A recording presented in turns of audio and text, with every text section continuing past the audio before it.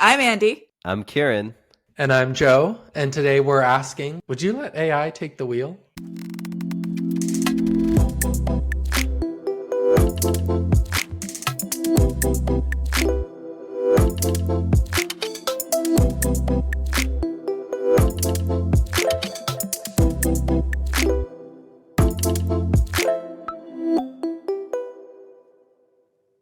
Hey guys, welcome back to AI FYI, your friendly neighborhood podcast for all things AI.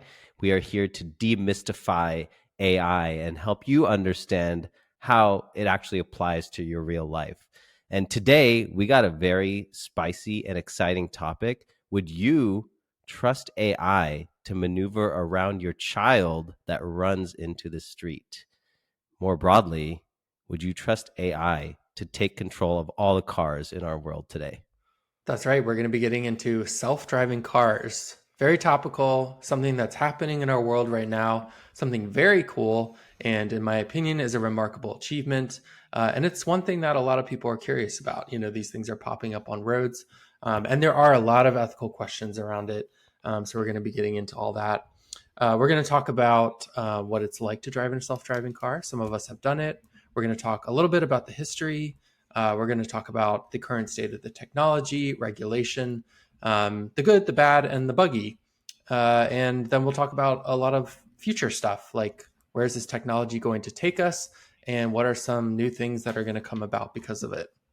So let's jump into it. I wanted to ask, who here has taken a self-driving car? So if I had to guess, I take self-driving cars way more than both of you put together. For our audience at home, I took a self-driving car twice today already, and it's only 5 p.m.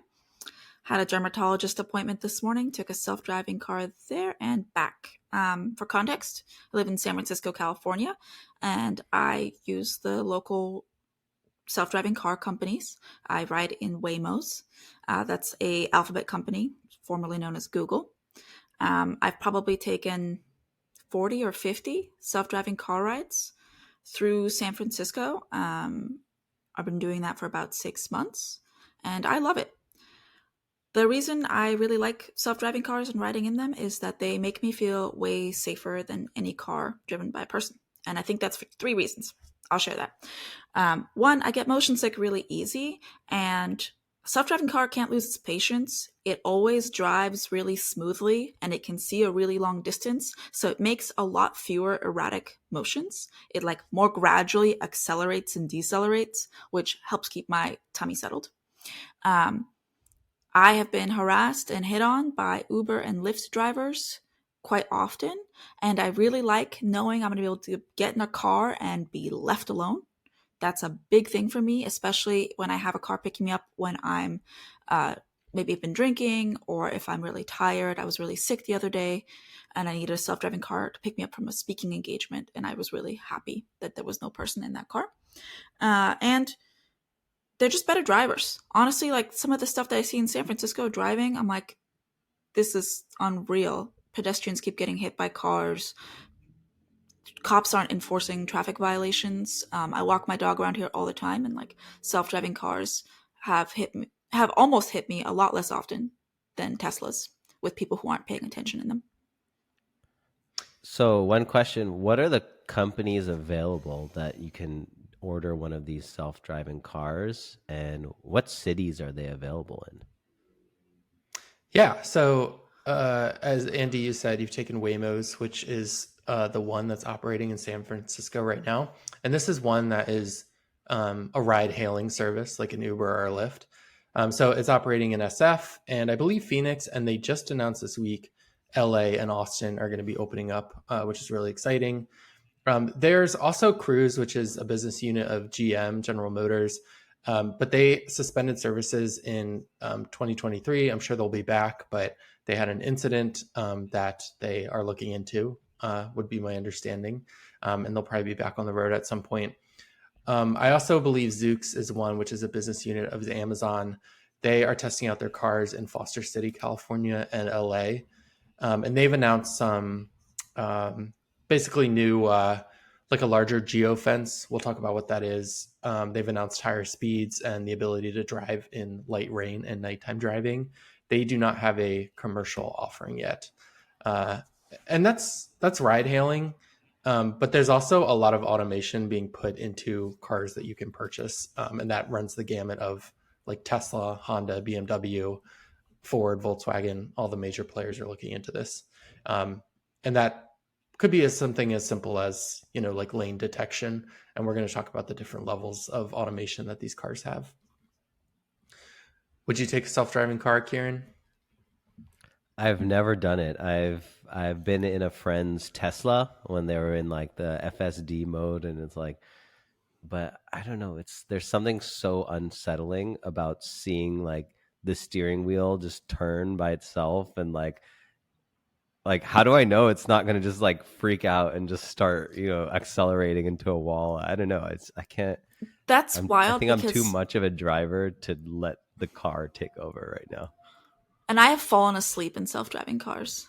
Been like, this is princess nap time. Like, I just lay down in the back and take a nap while we're stuck in traffic. I'm like, of course the car will be fine.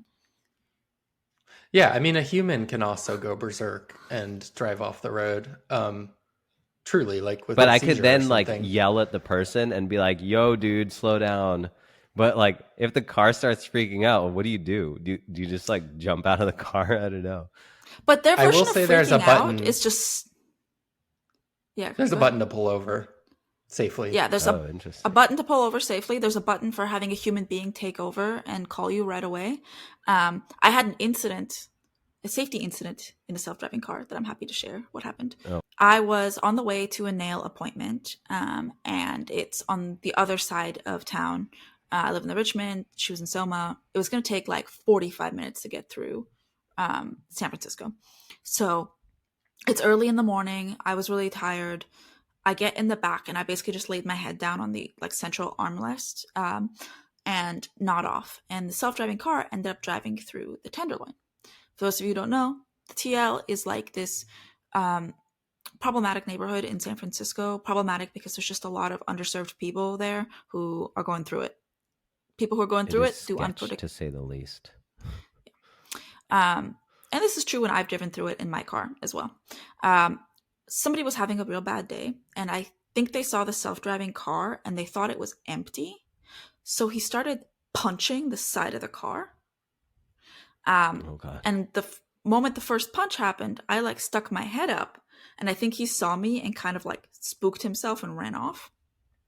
And the car like saw a pedestrian run up to it and start doing that, and it just like put on all emergency blinkers immediately, stopped, and instantly somebody from the customer service department was like on the speakers in the car being like, "Miss, is everything okay? Do you need anything? Are you hurt?" And I was late to my nail appointment and unfazed, and I was like, "Yeah, everything's totally fine. I think it was just somebody getting confused. You guys are good to keep driving." And they're like, "Are you super sure?" And I'm like, "Yeah." So it keeps driving, and I lay my head back down, and then like 3 minutes later, somebody else from customer support called me, and they were like, "We're so sorry. We just wanted to extra double check. Do you feel safe? Are you comfortable? Do you need anything?" And I was like, "I am good. Just get me to my nail appointment." They didn't refund me any money. Fair. It wasn't their fault. Somebody punched them. But yeah, I felt perfectly safe even that incident. Like it's a car with a locked door, right? Like I feel as safe as any woman in any car in a sketchy neighborhood. Probably safer because there's somebody watching on camera all the time. I was just going to ask, how does that make you feel?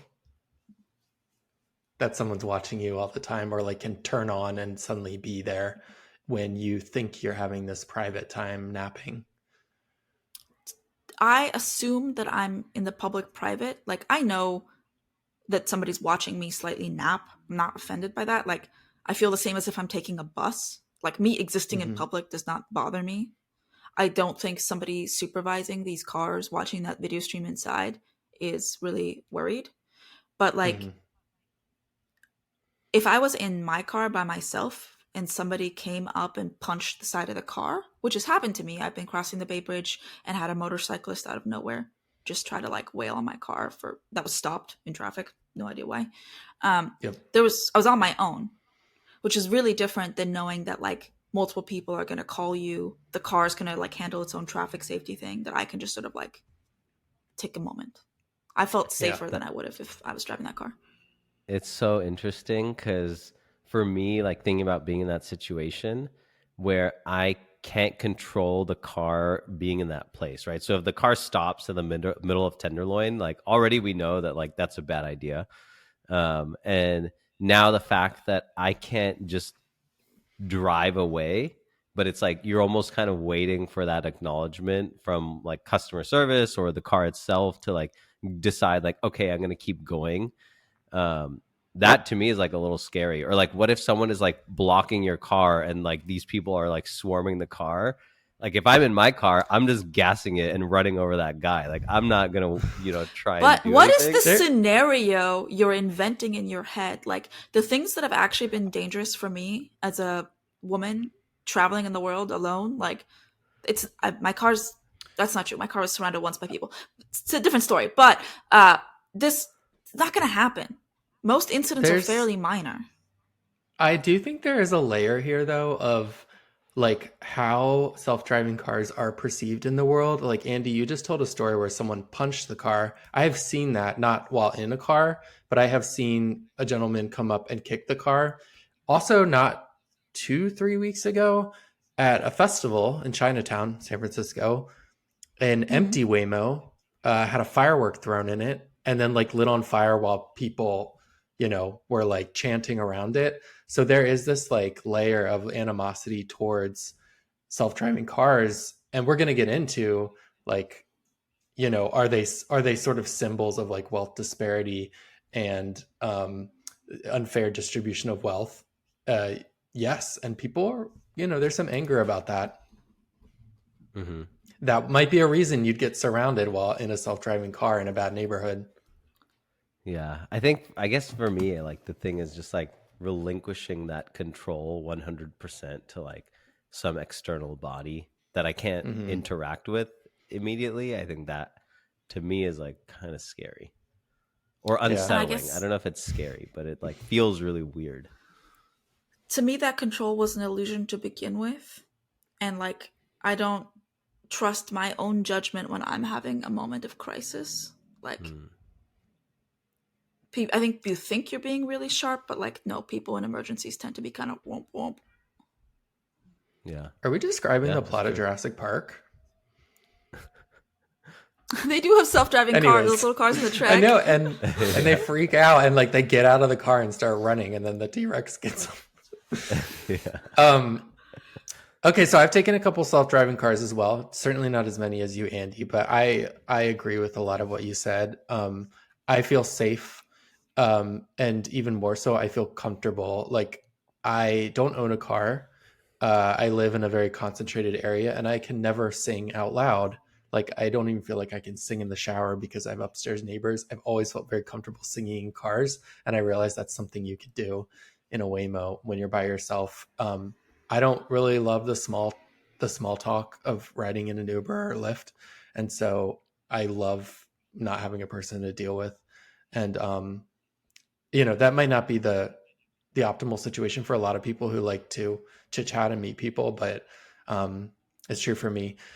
So I agree. The car ride is very smooth. I think they're better drivers than humans from what I've experienced. And someone asked me just like what it was kind of like. And I remember my first ride feeling like sort of boarding a ride at an amusement park, like this exciting thing to get into. And then, the nice voice comes over the speaker and it's like, please don't open the doors and don't touch the wheel and like enjoy your ride. And then it plays a little like doo doo doo, and then you're off. So yeah, I've had really positive experiences, and I recommend it, Kieran. Yeah, all right. I need to try it out. They don't have it in Walnut Creek, but maybe next time I'm in the city. Just come hang out with me, and I'll drive us to a bar. Yeah, I'm down. Easy. I took one this weekend, and I went to the beach, and it drove through the Golden Gate Bridge Visitor Center. And it was really cool because it was packed with tourists. And if you don't live in San Francisco, you probably have not even seen and certainly not ridden in one of these, unless you visited. And I don't know if that's high on the list of like tours and things to do here. In fact, I think there's a wait list. and I got like points and views and like mouths open, and it was really cool to feel like, I don't know, Like a I You should just celebrity. like part of, open the window and just yeah. like look outside. It's like, Well, I didn't really know where to look because I like it made me smile a little bit, but I felt like a goofball. But it must it must be really cool for someone to see it who's never seen it before. That's yeah, happened to me it is. too It when is trippy.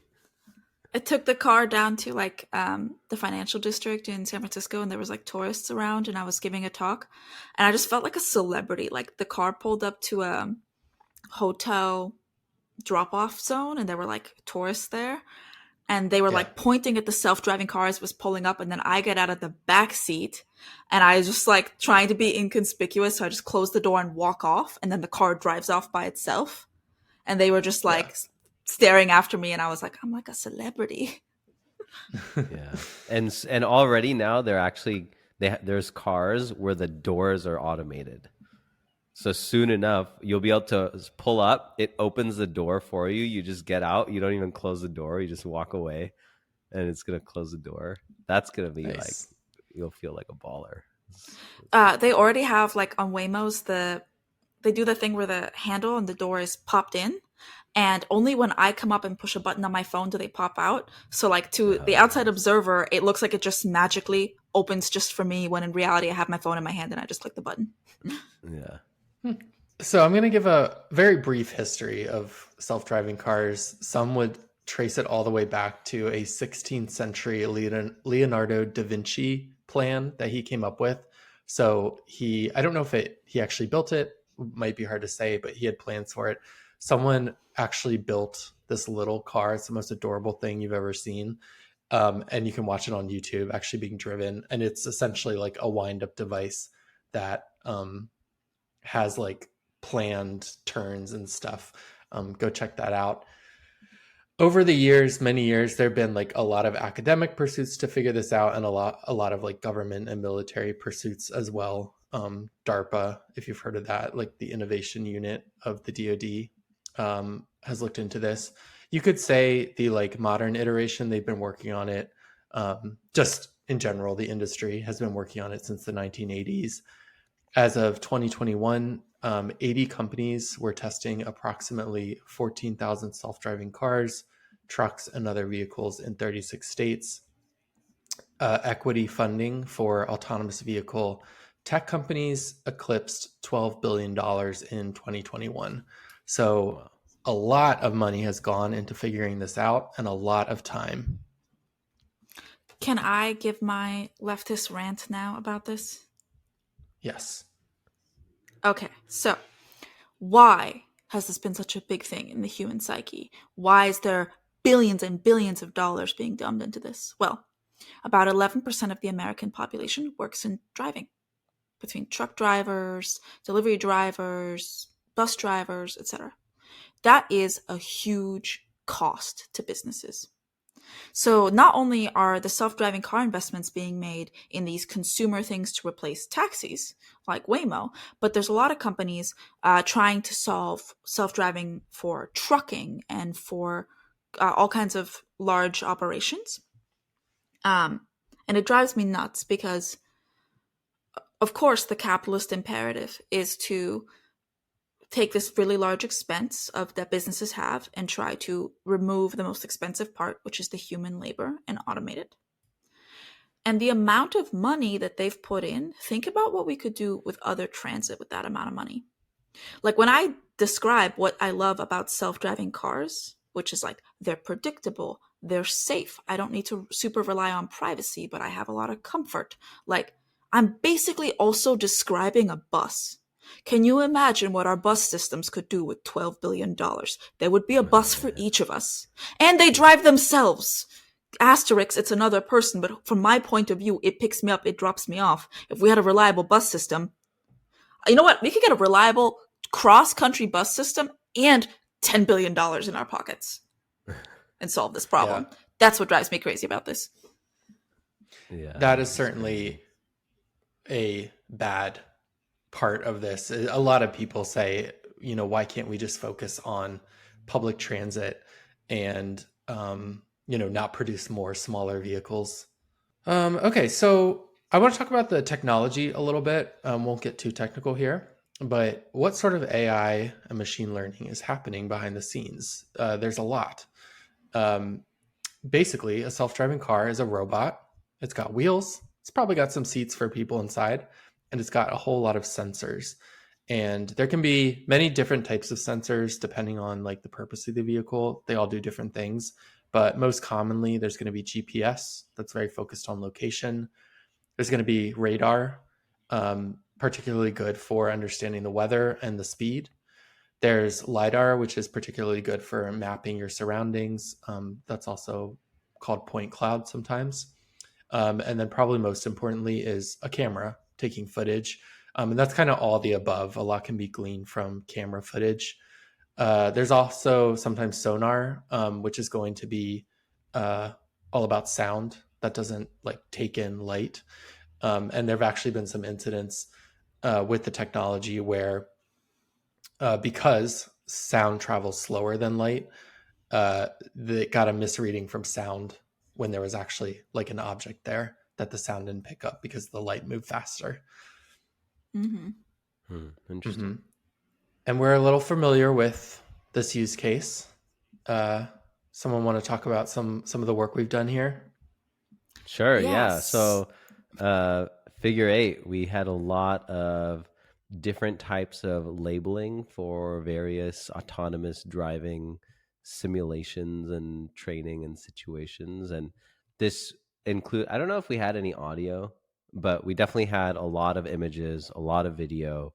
And then before I left, we were starting to get into a lot of the LiDAR and point clouds. And I just remember seeing the labeling task. I think one point cloud was like 5 GB or something. So like just loading it into the browser was like a challenge in itself. But then you like look and there's like 50 cars in one of these point clouds, and you have to like accurately put like a 3D bounding box around every car. And then eventually we're getting to like LiDAR videos. So it was like frames of LiDAR. Yeah, it was like such a tedious task, but hopefully it was used to train some AI somewhere. And in the early days of this, a lot of these folks needed something called semantic segmentation. So imagine you have these cameras looking at the cars. They're taking video. Each frame of the video is like a still image. They were having people come along with like a paintbrush almost and say, like, very detailed paint every pixel of that image. This is drivable surface. This is not drivable surface. This is a tree. This is a bird. This is a cable. Like everything you could imagine. And this process was, no offense, a shit show. Such a shit show that we were doing a lot of the labeling with like really trusted vendors in the third world using these impact sourcing partners. And there was a lot of problems. So circa 2018, I get on a plane. I went to India and I kid you not, folks, I'm in rural India in these like data labeling centers with women who have never been inside of a car before, who are labeling the training data to make self-driving cars in Northern California. And they're not understanding how to label road shoulders because they've never seen one before. So I'm pulling up YouTube clips of Grand Theft Auto and explaining how roads work in America. And I did a month-long tour of India doing this, trying to connect the dots of like, why is it so hard to go from our car company clients' machine learning teams into our labeling tools, into these human beings we're trusting to label who have incredible visual acuity, but like there's still weird errors being made and we don't know why. And yeah, what is my life? I was working on self-driving cars by basically hanging around rural India. Who knew? Lo and behold, it's hard to train a car how to drive if you've never actually been in a car. Yeah. Yes. And all this labeling that needs to happen when you scale it up, it really is essential, meaning you have to give the technology or the algorithm hundreds, thousands, millions of examples of things that a car is going to encounter in the real world, like a shoulder or like a road shoulder or a tree, in order for it to understand what that is. And you need people to understand what those things are. We've probably said it before, but if you put bad data in, mislabeled data in, you're going to get, a bad model and something that doesn't behave correctly. So there's actually three kinds of training data that you can use for self-driving cars. And the three of us were really involved with one of them, which is it's called human in the loop. And it's where human beings are looking at the same sensor data and manually or with some assistance of automation labeling everything. A lot of the self-driving car companies that currently have cars already out, like Waymo, did a lot of their training using simulation. So they would use really high precision maps, 3D maps of cities that were fidelity down to like 1 or 2 centimeters, like an inch. And they would simulate, like almost like a physics engine in a video game, lots of driving. And they would use that to basically almost make a video game for the car, and you could automatically infer labeled training data from that. They claim to have driven 10 times more miles in simulation in San Francisco than they have in the real life.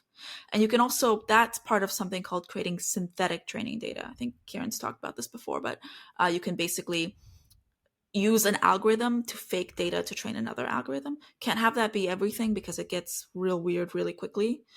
But because it's such a labor and time intensive process to do that human in the loop labeled training data, other strategies like simulation and synthetic data have been created to create enough corpus of data for the cars to behave predictably. When Joe said we need to have millions of examples of these things, folks, I think you really couldn't underestimate the dimensions that are needed. Not only does it need to know everything you could see on a road in an environment, but now imagine daytime, nighttime, twilight. Imagine snow, rain, leaves on the ground. Imagine fireworks. Imagine like all the different kinds of people and pets and baby pushers and like strollers, not baby pushers, strollers. And these things change, right? There's trends. Like strollers sometimes are like kind of uprighty and sometimes kind of flat. What these things look like gets really complicated. And from city to city, even our signs that we use to label roads are different. Like in Oakland, California, there's a little tree first. In Berkeley, we sometimes use weird fonts. Like it's so important to have this huge volume of data. That's my rant there. And this is why right now self-driving cars are still limited. I mentioned geofences earlier. What that means is like the bounds that a car is able to operate in. So a good example is there's self-driving cars in San Francisco, but they cannot get on the freeway yet, and they can't leave San Francisco, so they can't drive down to San Jose.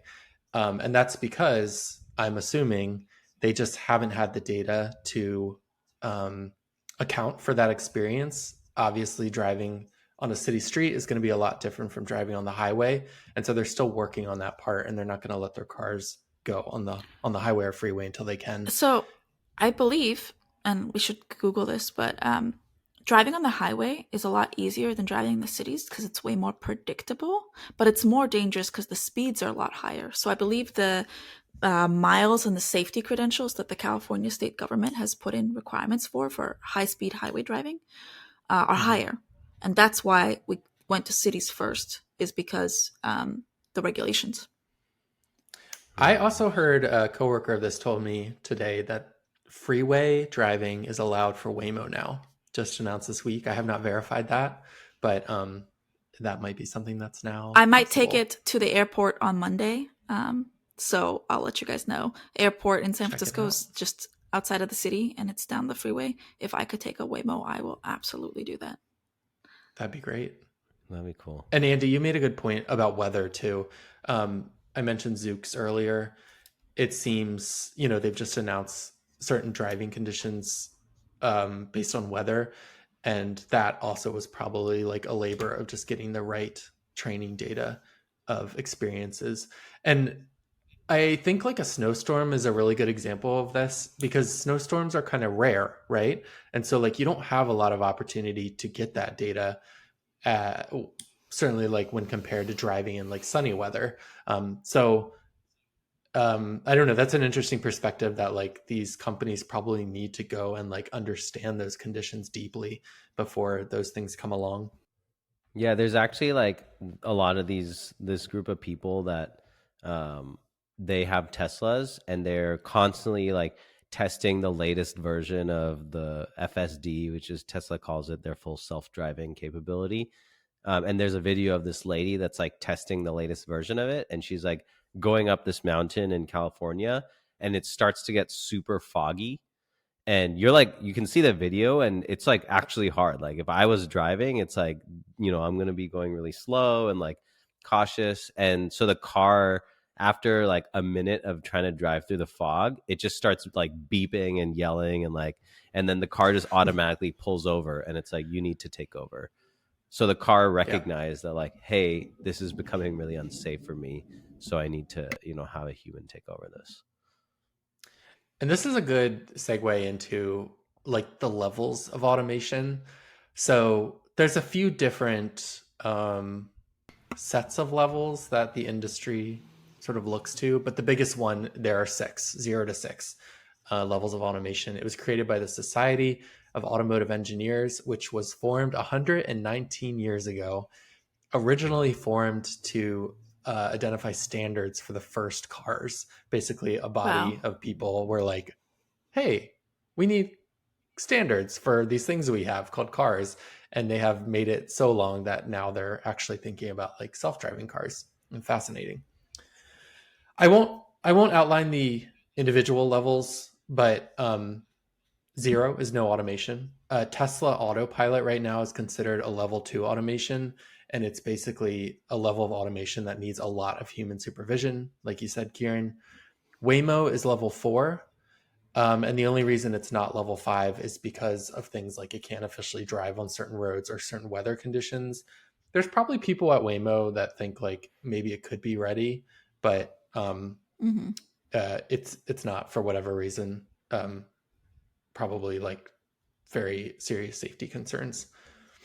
So what is like, I drive a Subaru and it has this, what could easily become a trap, has a button on the steering wheel I can push where it kind of like keeps my car between the lanes and keeps distance, and like it's not driving itself. Like it couldn't, and then I can even like be like change lanes, and like change lanes for me.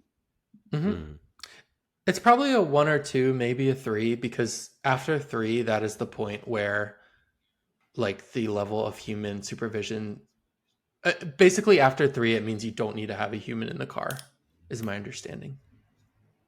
Okay. But for 1, 2, and 3, you still need a human. So I have beef with Tesla's sense of self-driving cars. And since we're talking about them, I live at the corner. You guys have seen my place, right? And it's a 4-way stop sign. And my neighborhood is like the testing ground for self-driving cars. We literally have billboards down the street from me that say like, thank you from Waymo, thank you from Cruise for letting us use your neighborhood to test. There's a variety of reasons for that, but it is what it is. So, and I have a dog, and I walk my dog morning, afternoon, night. So I'm out at that intersection 4-way stop minimum 3 times a day. 6 if you count going out and coming back. In the last month, I have almost been mowed over by a Tesla, barely careening to a stop at the stop sign, going into the pedestrian intersection 4 times. I remember because there was 3 white Teslas and 1 red one. There were people in it, but one of them was actively texting. And I just slow down and I give them the like, you could have killed somebody hand signs. Like, what is the matter with you? I had one incident once where my dog was walking in front of me. She's a German Shepherd, so she's black and tan. She was walking out into the intersection in front of me, and it was late and dark. And I think a Waymo, I can't remember if it was a Cruise or a Waymo, didn't see her in time, and it ended up having to swerve to avoid her. It did swerve to avoid her faster than a person would have, but I was very frustrated. But in the 2 years I've lived in this neighborhood, people trusting Tesla's quote self-drivingness has come a lot closer to killing me and my dog 10 times more often in a self-driving car. Yeah. And I think that's definitely something that is dangerous, right? Is like they state very clearly that you need to be in the driver's seat, hands on the wheel, looking forward, but people are lazy and don't take direction very well. And as soon as they think like, oh, I can go on my phone and start texting, or like, yeah, pretty much like anytime I see people in a Mhm. Tesla, they're like on their phone. And that is terrifying because at least if like the person has been removed from the driver's seat, now it's like 100% on the car and like there's a different level of regulation. But with Tesla, it's like, oh yeah, like the people will do it, like they'll be the backstop, but like people aren't doing it. That's I really do scary. think that's kind of a common theme. This has come up in the podcast before where there's a use case, a human in the loop use case where it's like, oh, the AI can do it, but it needs human supervision. But like something about humans, they clock out or like they're Hmm. not good at paying attention when like their need to be in control is relinquished. It's Yeah. interesting. Yeah, it's And to like be just a fair, human or just a machine are really good. But then as soon as yeah. you Mhm. have like the in between, it's like the machine we know isn't good enough, which is why we're having a human rely on it. And the human is taking for granted or maybe assuming the machine is better than it is, uh, which I'm is gonna kind of wild. violently disagree with you. Just a human and just a machine are not good enough. Just a human kills 10,000 people a year in the United States. Like, we're actually very bad at driving. It's the most Sure. dangerous thing any person does in any given day. Most, like, Mhm. leading cause of death. Well, now guns are killing kids more. So kids are still being lost to guns and drowning more than cars. But for adults, if you're like 20 to 50, it's like, it's cars. Um, So so that's why there's an ethical imperative to get self-driving cars right. yeah. I have some stats actually. Maybe this would be a good time to present them. Please. Just on the analysis of like who's the better driver and like what is going to change potentially with self-driving cars. So humans cause a lot of car accidents, as Andy said. Andy, you said 10,000. I saw a stat that said in 2020, 38,824 people were killed in US car accidents, Awful. Well, with approximately 17,000 non fatal car accidents happening daily. So 17,000 Jesus. a day, Per day. That's not, insane. yeah, not all resulting in death, but nonetheless. 94% of all car accidents are due to human error. This is according to the National Highway Traffic Safety Administration. Enter self-driving cars. On average, there are 9.1 self-driving car accidents per million miles driven, while the same rate is 4.1 crashes per million miles for regular vehicles. So So nearing half less. less likely in a self-driving car. It's tricky because self-driving cars only operate in certain areas. There's a lot less of them, although what we've been given here is a percentage. But it'll just be interesting when they're more like even when there's just as many self-driving cars as human-driven cars on the road.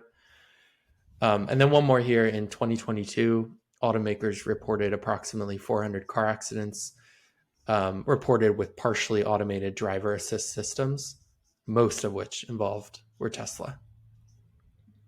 Mhm. Tesla's got a bad rap in this department, and it again they specifically call out this like partially automated driver assist system. It's not a fully self-driving car or like a level 4. Mhm. I'm kind of shocked to find out that the early data is indicating self-driving cars are only half as frequent car accidents. Like, I'd love to. Do you have any stats on severity? Like, uh, as far as I'm aware of, self-driving cars have been responsible for the death of like fewer than 5 people. But I saw 11. okay, 11. Yeah, So which is 11 in low, like three very low. years versus 38,000 a year. Yeah, Well, I don't think you could compare that number too, because the percentage of self-driving Yeah, cars is probably less than 1% of actual cars. that's fair. Yeah. yeah, Uh, it's but it's murky. gotta be.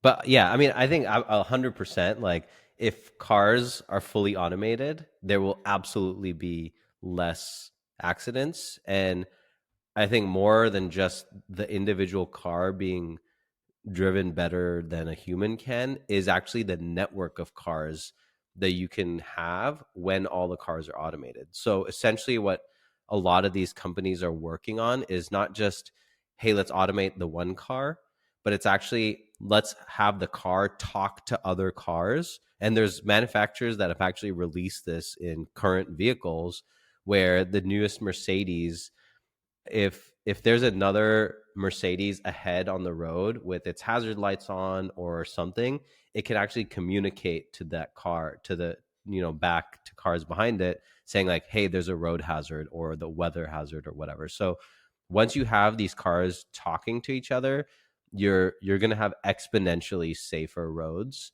because they can all kind of adjust based on something that no human or machine could see, far ahead. Possibly not just other cars, but like talking to traffic lights, talking to the phone in your pocket, indicating your presence, talking to everything, which that interconnectedness probably would be a boon for safety.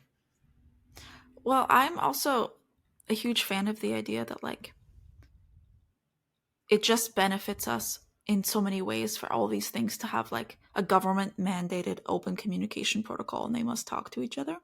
Because think about it, if every car on the road could just automatically talk to each other, we'd never have traffic. They could be going 150 miles per hour, and as long as they were all talking to each other, it would be totally fine, right? Because if anything happens, everything down the chain just perfectly optimizes.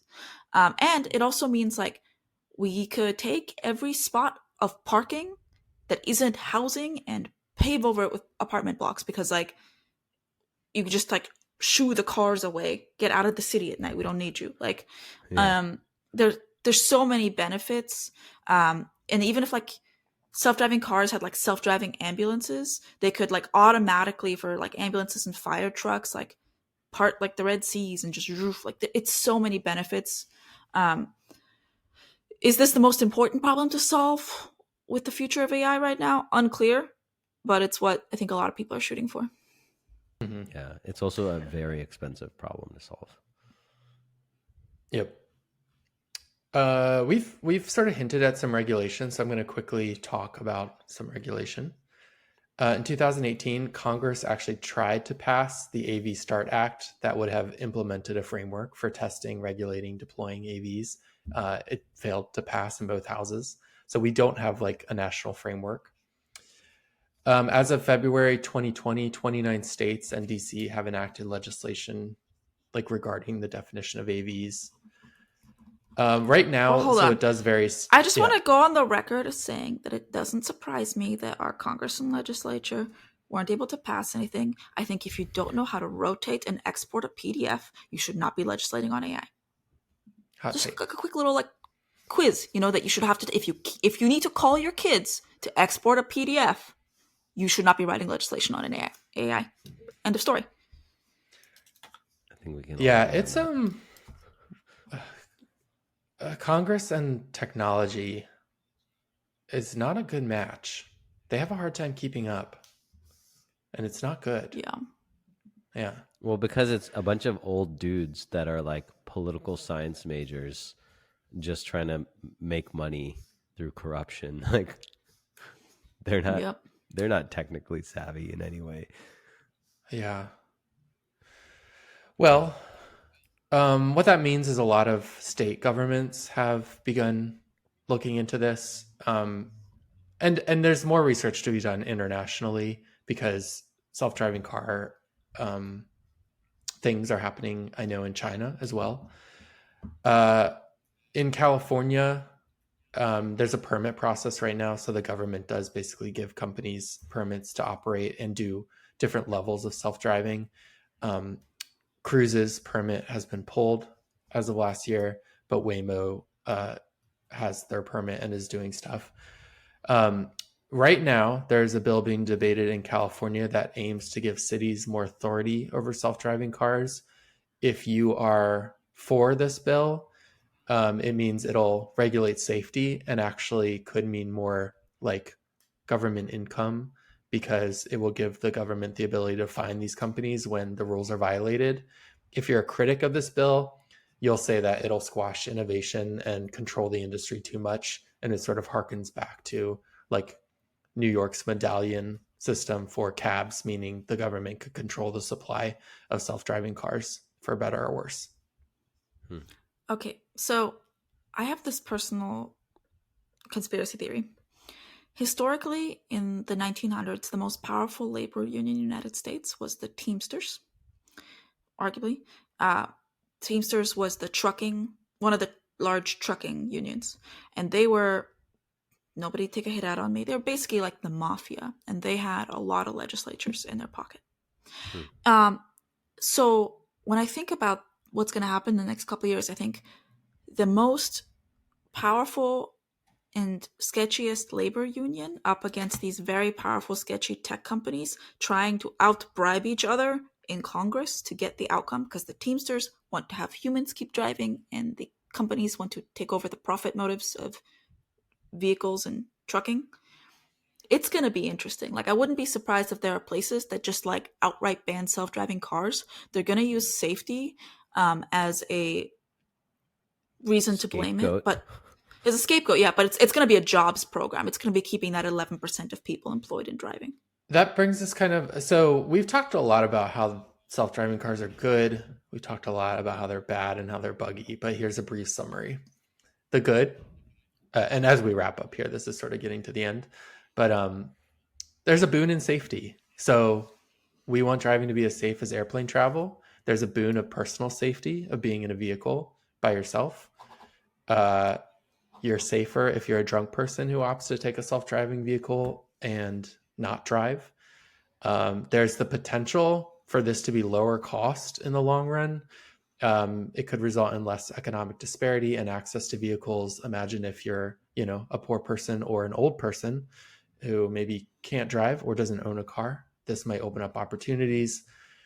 I also wanted to mention, I don't know exactly why, but these ride-hailing opportunities with self-driving cars, I believe they're all operating electric vehicles.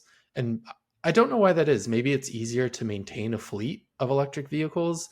Maybe they're just jumping on the bandwagon of this other cool technology. But I would say that is a good thing. If we need to have many more cars on the road, let's make them electric. Well, so with that, electric vehicles, one, are way easier and cheaper to maintain, but you also have a lot more control over the drivetrain electronically.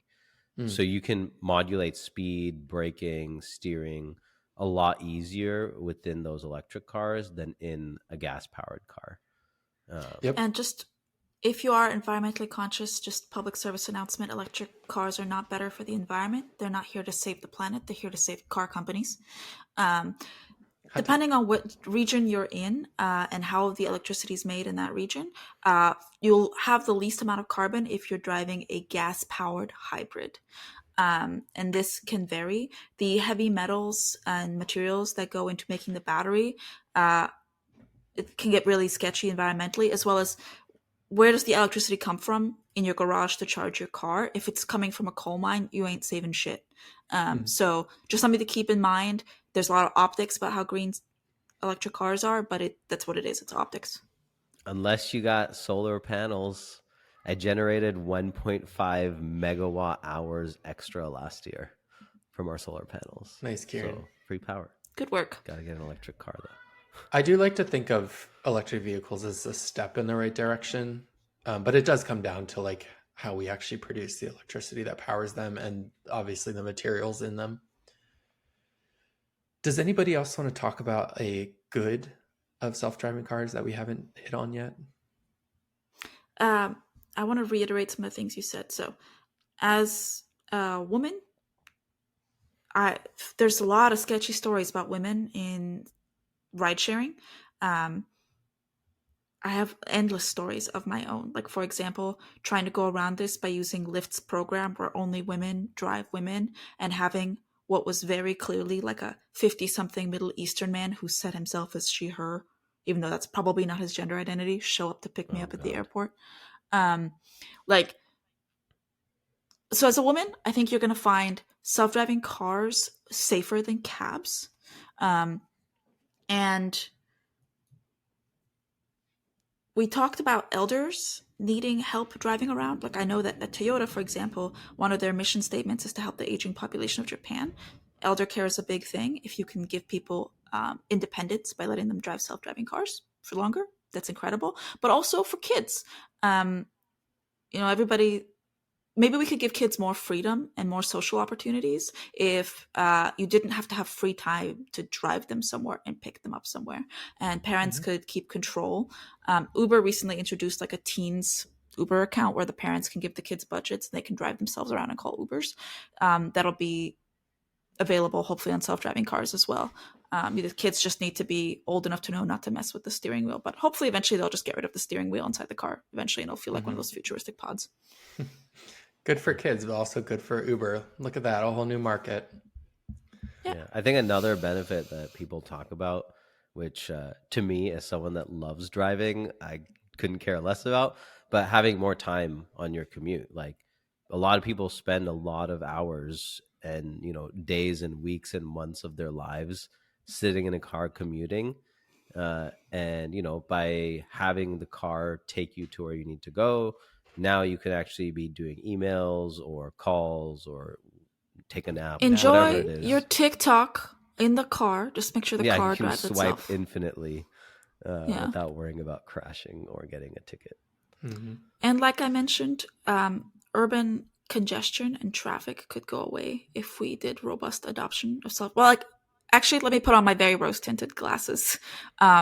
If we had, say, a government-operated fleet of on-demand self-driving cars that could be pre-scheduled, pre-booked, and were like a utility that you paid into to use, so many of our problems would go away. These cars wouldn't have to park in the city overnight. Like you wouldn't have to own a car. You pay a subscription fee or a service fee, and you don't have to maintain your car. You don't have to insure your car. You're driving, and you can order a different car every day. So when you just need to go by yourself to the grocery store, maybe a little smart car looking electric thing shows up. And when you've got 4 kids, 2 dogs, and all your hiking gear, a SUV shows up. You can kind of get the car you need in the moment that you need it, just like Zipcar claims to do. Like all these benefits from these other companies could all be congested into one in a self-driving car program. Yeah. Mm-hmm.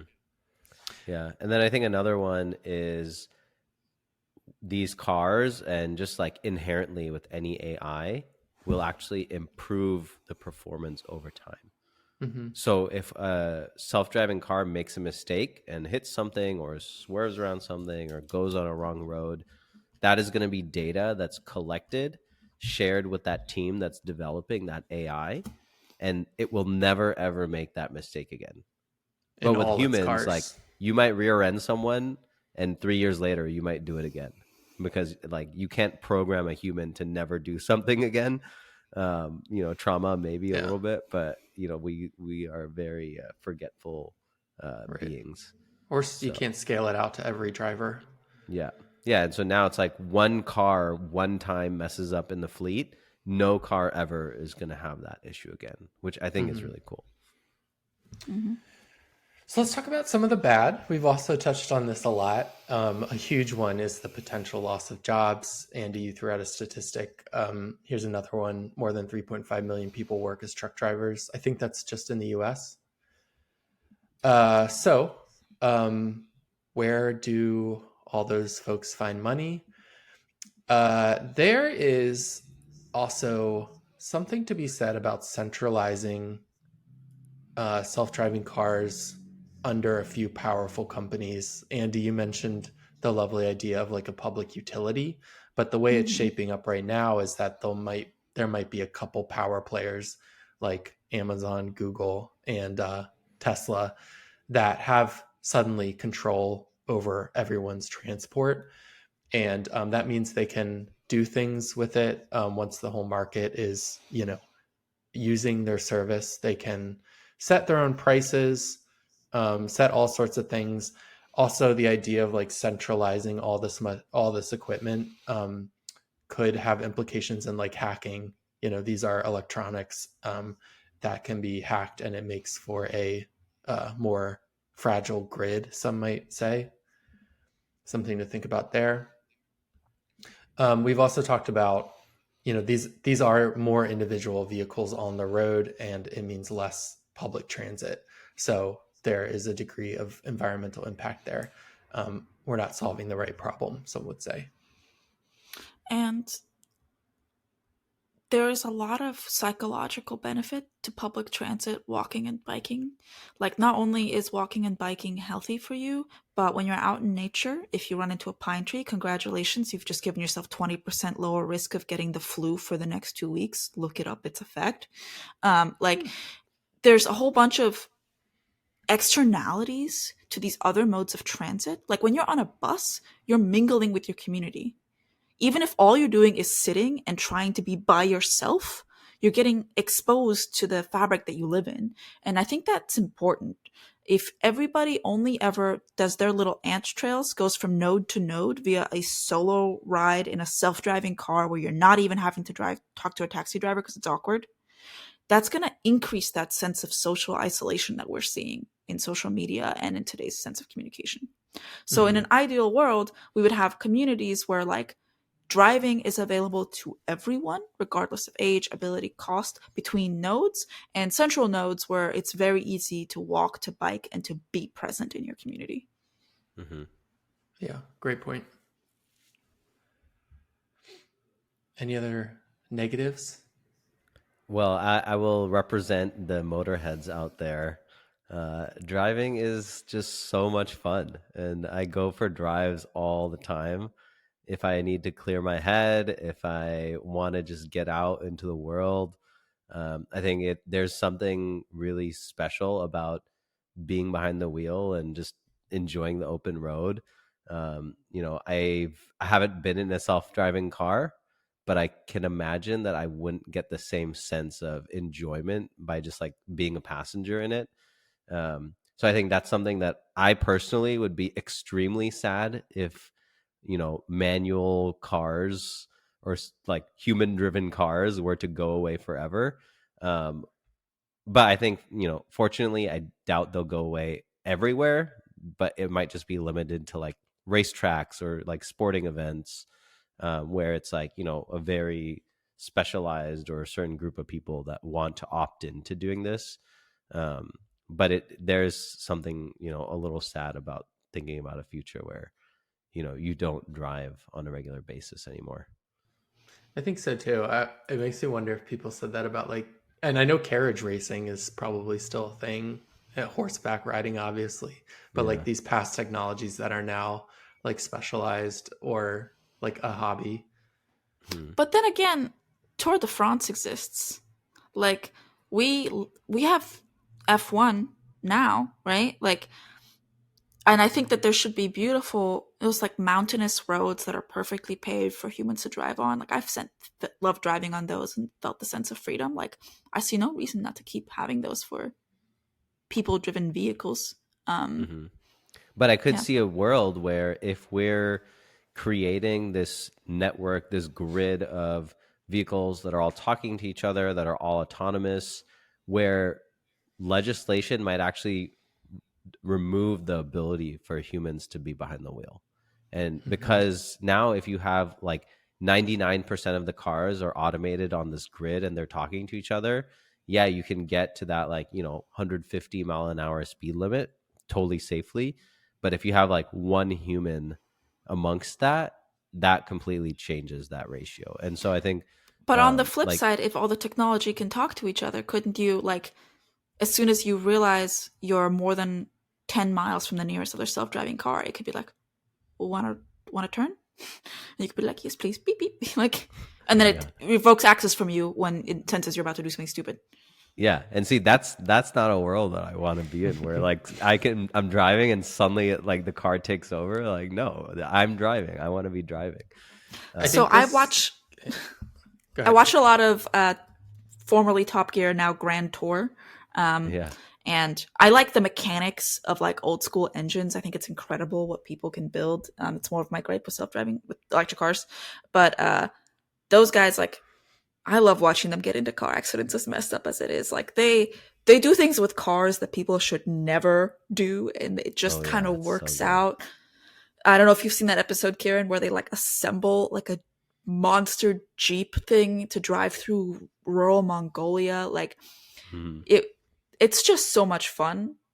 yeah, I hope that cars as toys stick around. Yeah.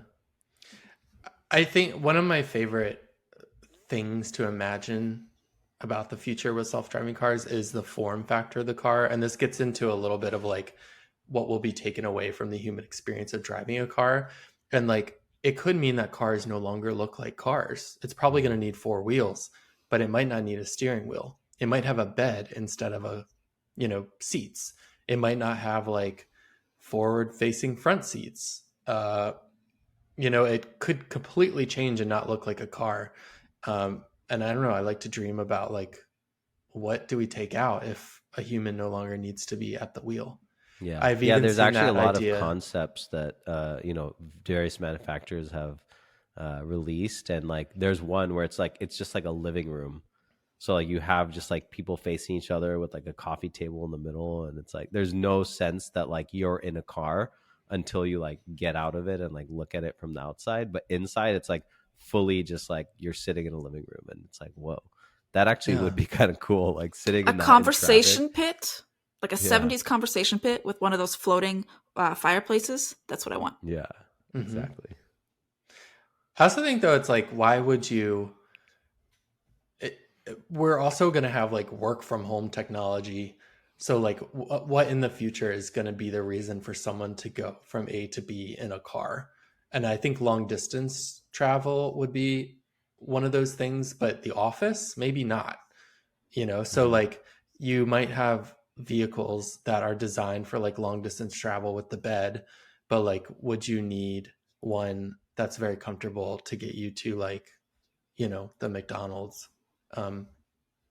I think like where you're going and for how long that trip is will define the form factor of the car. Mm-hmm. Yeah, you can order Like, like different types, just like you order different Ubers, like XL or X. Like it might be like a sleeper overnight AV, or like And just it go to might the not grocery need store. to have room for people at all. My dog needs to go to the groomer. I call a pet car, which is actually just perfectly optimized to place a dog in that only the groomer can unlock.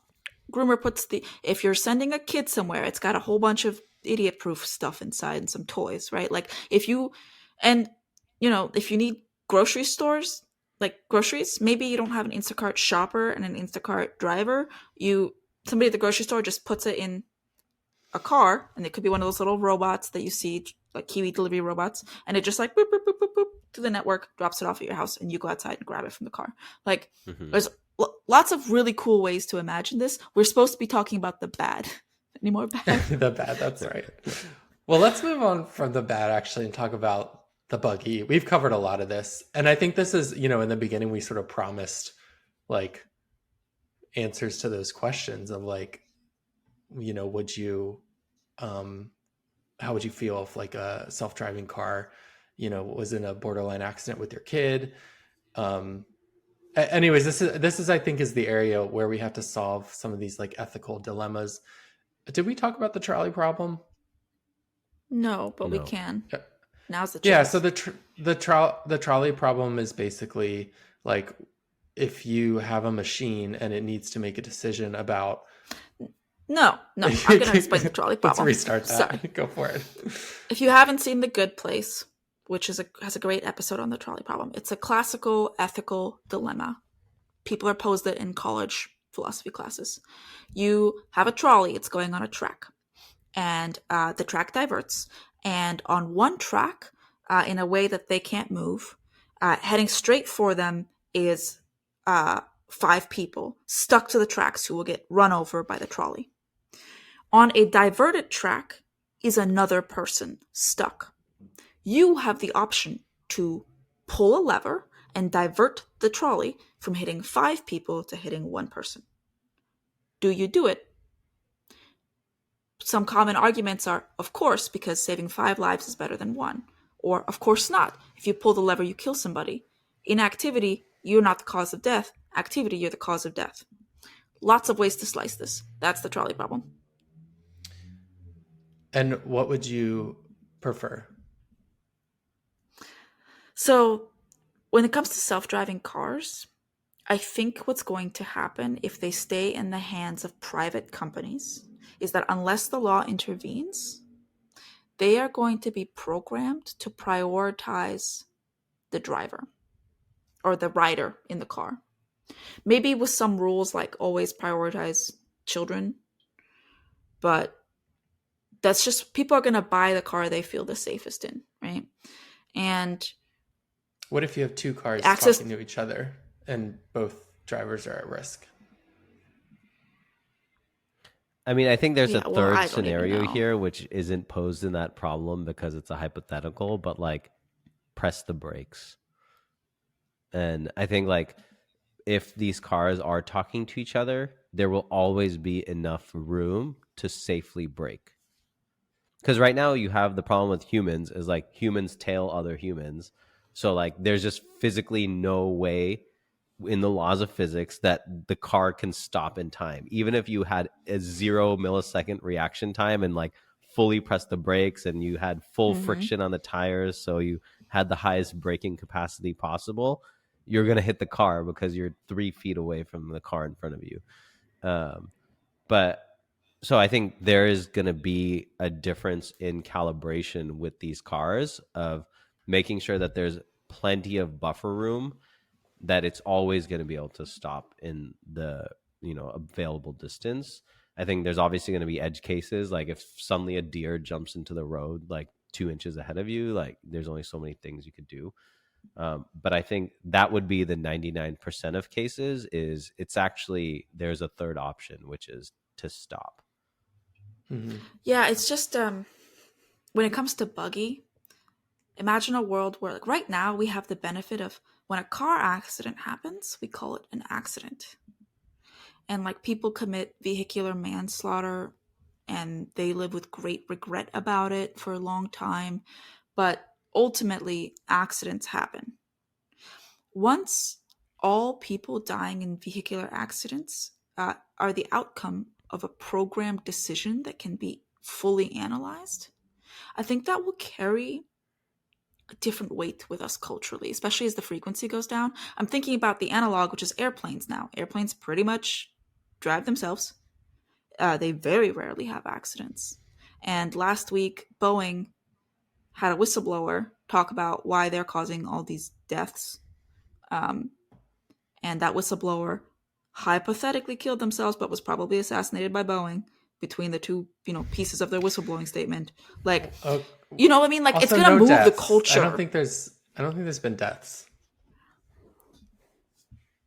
I want to clear You don't up. think there's been deaths No, yeah, no. I think like a tire fell off, the door flew off, but I don't think anyone's died from Boeing? recently.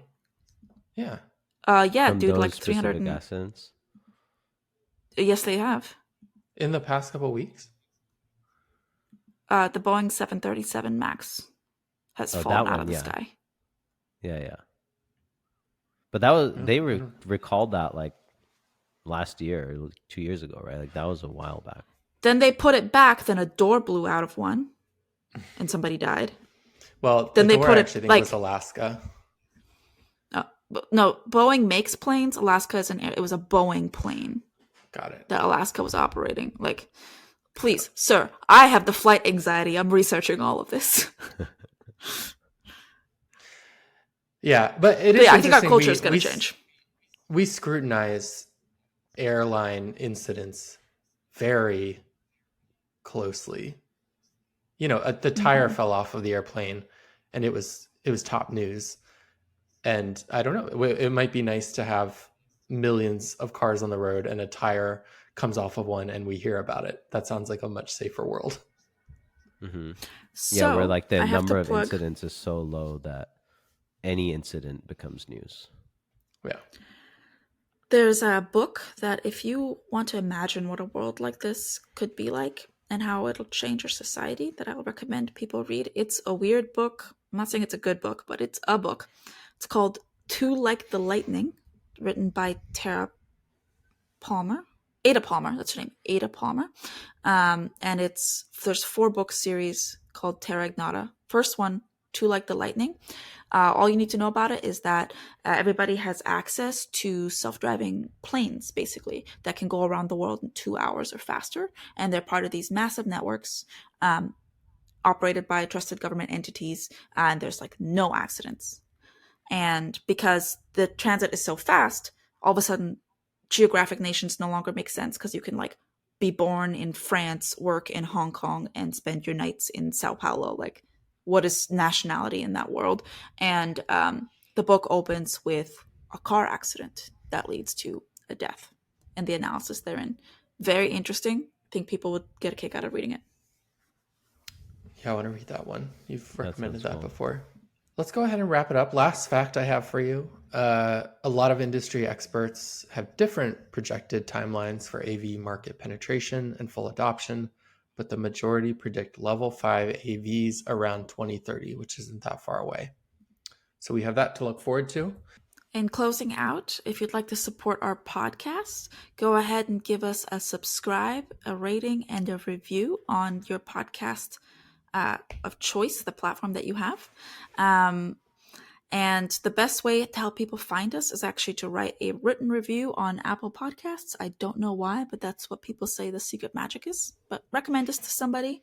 Find our website to get our email so you can ask us questions and get follow-ups. We're going to be launching a newsletter soon, so we can send you fun facts on cool things that AI is up to in the previous weeks, as well as we added a tip jar. So if you want to give us some budget to like hire somebody to do social media promotion for us, please leave $5 that will get routed directly to Joe's bank account. He has promised not to steal them from Kieran and I. And yeah, that's how you can support the podcast. So would you let AI take the wheel? Thanks for stopping by. Bye. Thank you.